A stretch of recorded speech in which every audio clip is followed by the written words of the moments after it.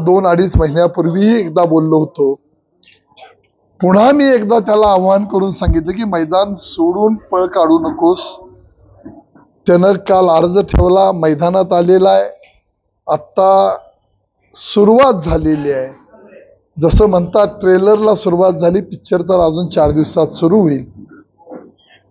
ज्या माणसांनी अनेक संस्था बंद काढल्या, भ्रष्टाचार केला, अनेक लोकांना अडचणीत आणून त्यांना उद्ध्वस्त केलं, साखर कारखाना, प्रकाश ॲग्रो, दूध संघ, वसंतदादा दूध संघ, सोनी कारखाना, प्रकाश तो वसंतदादा मक्याचा प्रकल्प आणि शाबू प्रकल्प, असे 8-9 उद्योग धंदे या मंडळींनी बंद पाडलेत।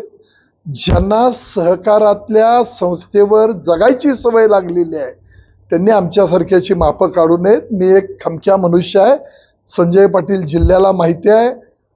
गुंडगिरी करतो का लोकांना त्या होणाऱ्या दडपशाहीपासून वाचवतो हे लोकांनी ठरवलेलं आहे। म्हणून मला 2दा, एकदा तुझ्या भावाचा, एकदा तुझा 19ला आणि आता परत तुझा, मोठ्या फरकानं पराभव करायसाठी या जिल्ह्यातल्या जनतेनं ही निवडणूक हातामध्ये घेतलेली आहे।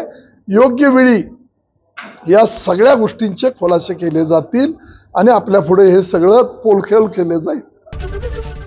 एबीपी माझा, उघडा डोळे बघा नीट।